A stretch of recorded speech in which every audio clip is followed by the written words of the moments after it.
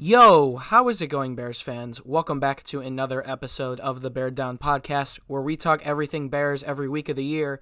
I am your host, Chris, and today I am joined by my co-host, Jaylen. How's it going, buddy? What's up, guys? Good to be back. So, today we are going to be discussing some possible replacements in Chicago for Mitchell Trubisky, in case it continues to spiral out of control, which some people think it's going to. If the Bears end up replacing him in the 2020 offseason, we're going to be going through a couple of options to see what type of replacements we have. There are some decent options in the draft and in free agency this upcoming offseason. So we're going to get right into it. First off, I would like to say for all of you out there that have been commenting on the podcast recently, and I'm going to let Jaylen speak on this in a second too, for everyone that's been commenting to bench Mitch this season, I don't think that's a great idea at all. Just to give my quick little slate on that, I think that Nagy needs to give Mitch every opportunity that he can this season to either sink or swim. Now, while it's looking like so far that he doesn't have the greatest supporting cast and he might be sinking, I think he's going to get every opportunity for the rest of the year to be able to perform and see if he can somehow turn this around. So, Jaylen, you think he deserves every chance this season to continue to play? Yes, of course. Chris, you already know how I feel about Mitchell at this point. So, I'm of course, I definitely don't want to bench him this season or anytime soon. We also have to take into account that this offense in general hasn't been playing great. Even with Mitch has been playing so horrible, the offensive line has been terrible. We haven't had a run game for the last, up until 2 weeks ago. The receivers are dropping passes now. So I feel like definitely you can't blame this all on him, and no, we shouldn't bench him this season or anytime soon, in my opinion. I agree with you. I agree that there's other things that need to be blamed on. I do think Mitch is at the top of that line of things that I would blame. He's right there, right in front of Nagy. Nagy hasn't been great at all. The offensive line hasn't been great. And overall, just the year hasn't gone how we've wanted, obviously. But let's look into some 2020 free agents, or most likely free agents. I'm reading an article from SB Nation talking about 11 veteran NFL quarterbacks who could be available in 2020 ranked. So let's go through this and see what we've got for most likely and guys that are already slated to be free agents. We've got Teddy Bridgewater, Andy Dalton, who might be cut. We'll see. He might want out because he just got benched in Cincinnati. Marcus Mariota, Jameis Winston, Ryan Tannehill, Case Keenum, and Eli Manning. Out of those guys, I know, Jaylen, you're looking more so to get someone in the draft, but out of those 7 names I just gave you, of those guys, which one would you most like for us to pick up if we did decide to go free agency? I'm gonna go with Mariota. I've always been a big fan of Mariota coming out of college in Oregon. I've always been a big fan of him. He's very athletic for the quarterback position. I think he ran the fastest 40 ever from a quarterback. And plus we have Markel Furch, who is his head coach in Oregon, as our offensive coordinator. So if we do look in free agency, that would probably be my choice. Yeah, I'm going to go ahead and agree with you. As much as I do like Bridgewater, I think he's going to demand a bit more money due to this recent really good stretch of games he's had, which is good for him. I do think he deserves to start somewhere, maybe not for $20, $30 million a year. I wouldn't be opposed to picking up Bridgewater, but I will agree with you and say Mariota. A lot of people are saying pick up Andy Dalton. No, thank you. No, thank you at all. What the hell? No. But, yeah, as far as Mariota goes, in 2017, he didn't have too great of a year, but he still has managed to pilot his team to good or decent 9-7 records. And I think throughout his career, he's been a solid quarterback. He was a Heisman winner. 2015 NFL draft, he came one pick after Jameis Winston, and I think he should have come before him. Yeah, and I think Helfrich here, knowing that West Coast offense that Chip Kelly ran at Oregon with Mariota, I think it could be good because Mariota, I feel like he's had an inability to spark his offense, and that is what led to his benching in 2019. But he's a useful mobile quarterback, and I think he's someone we could definitely look for to pick up for cheap. I'm going to head down lower in this article because they talk about some trade targets in this, Jaylen.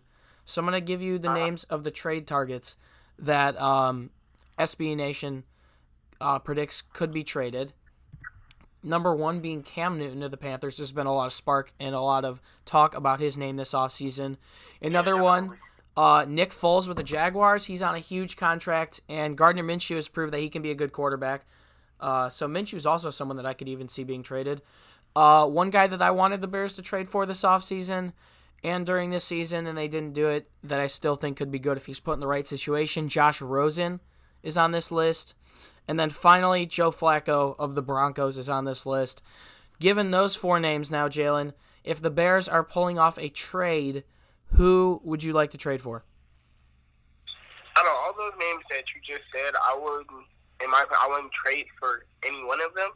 But if I had to, choose out of those options, I would definitely probably go with Rosen or Minshew because they're younger quarterbacks and you can still develop them, and they have, at least a decade before, they're at their final peak. Rosen, he's been traded once already from Arizona to the Dolphins.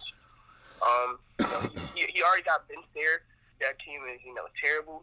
He went to probably a worse offensive line than Absolutely. he had in Arizona. And worse weapons. He had Christian Kirk and Larry Fitzgerald in Arizona, and now he's got, an old Devontae Parker and Albert Wilson. Yeah, definitely. So and no Kenyon Drake. If we do, I would definitely probably go for Rosen. I would still take Mitch over Rosen. And then for Minshew, he's a 6th-round draft pick who played well, replacing Foles when he got hurt.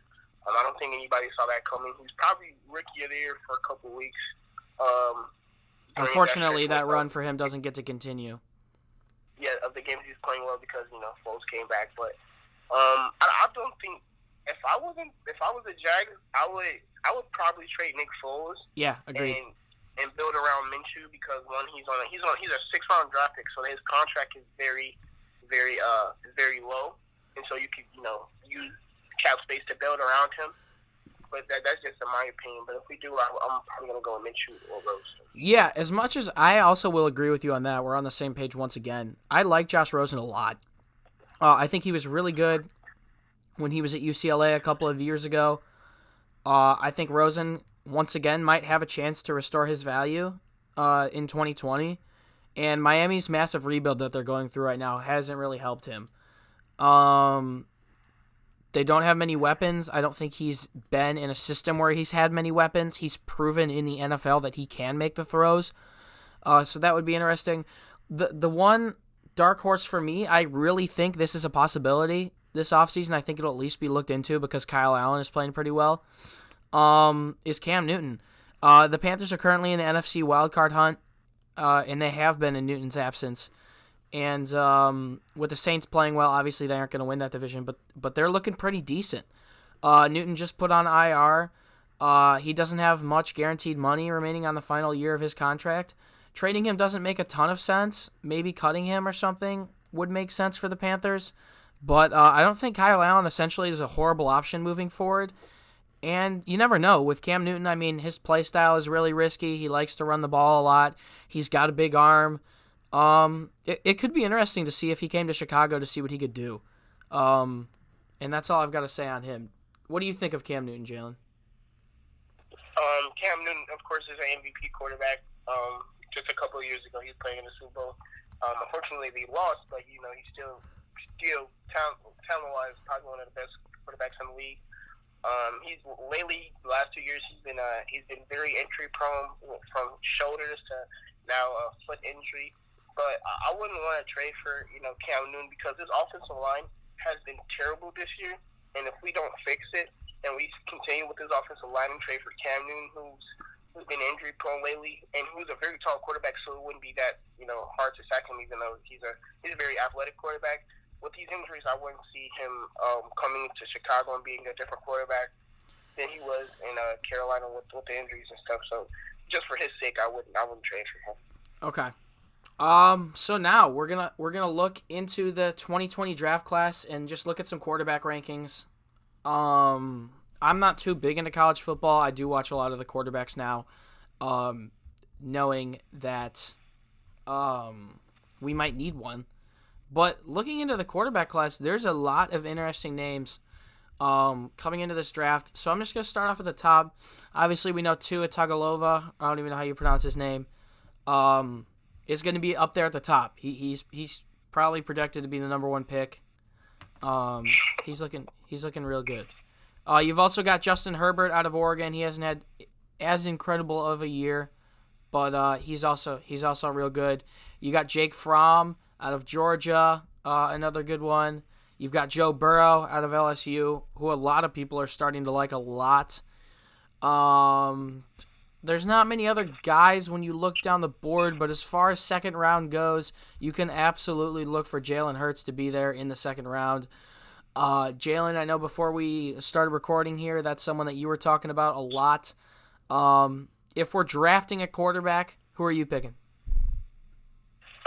Like I said, I wouldn't replace Mitch, but if we do draft a quarterback, and I wouldn't be opposed to drafting a quarterback, especially when Chase Daniel's contract is up after this year, I'm definitely going to go with Jalen Hurts. He's a 21-year-old quarterback, so he still has a long way to develop compared to Mitch, who, when we drafted him, he was like 23. So Jalen Hurts is definitely my option. He's a very athletic quarterback. Now, he is playing with Oklahoma Sooners. Lincoln Riley? Yeah. With in Oklahoma, and Lincoln Riley has produced two number one picks quarterbacks. Even though Baker Mayfield hasn't played well this year, he's still going into Jalen Hurts has went into a great system like Lincoln Riley. So he might be a system quarterback, he might not be. But if we do draft a quarterback, I definitely want Jalen Hurts. He's very athletic. Natty may work with him better than Mitch because he see what he came out. He's seen what he can do straight out of college, without having a different quarterback or a different head coach in front of him. So I would definitely go with Jalen Hurts if we drafted a quarterback. Yeah. The thing with Hurts, I would also go with Hurts. I agree. I think he's a very similar prospect to Lamar Jackson, where we know he can do it with his legs. We know he can get outside the pocket. We know he can run. But a lot of people are doubting his arm, and there's a lot of speculation around that. I do think that teams might get a little gimpy with him and pick him in the first round, similar to Lamar. We saw him get picked at the end of the first round, and I think something very similar could happen to Hurts. So the question is going to end up being, do we want to sit in the second round and pick a quarterback then, or possibly move up for Hurts if we have to and get rid of that second round pick that we have that we could possibly use to pick an offensive lineman or address another position that is definitely needed to be addressed. But yeah, I think Jalen's definitely a very realistic possibility. Do you think so, Jalen? The next thing I'm going to ask you, what do you think the most realistic thing, if at the quarterback position? What do you think the most realistic thing? What do you think is going to happen? I think the most realistic thing is probably the thing that I want to happen, and that's keep Mitch. And draft a quarterback. Then draft a quarterback. Yeah, I want Mitch is my quarterback. I want him to succeed so bad, and I'm not gonna give up on him until I completely have to give up on him. Like, he's losing us games, even though technically he didn't lose us the game against Philly. The offense was just sucking that whole first half. But until I need a complete reason to stop supporting Mitch and just get rid of him then and there, then I'm gonna stick with Mitch. Yeah, I mean, I know obviously we have different thoughts on this. NFL insiders have different thoughts on this. I've seen NFL insiders predict that the Bears are going to land Eddie Dalton in 2020, and that's just not something I want. I spoke about that earlier. It's not retarded. Yeah, I really hope that we do pick up another quarterback. I have no clue how it's going to play out. I think that Pace is most definitely looking at guys. I think we can agree on that, Jalen, that Pace knows that something needs to happen. Yeah. I think he's looking at guys, and I think that whoever Ryan Pace wants, Ryan Pace is going to get. So whether that's Joe Burrow, whether that's Cam Newton, whether that's – I'm not going to say Tua because I just don't think that's going to happen.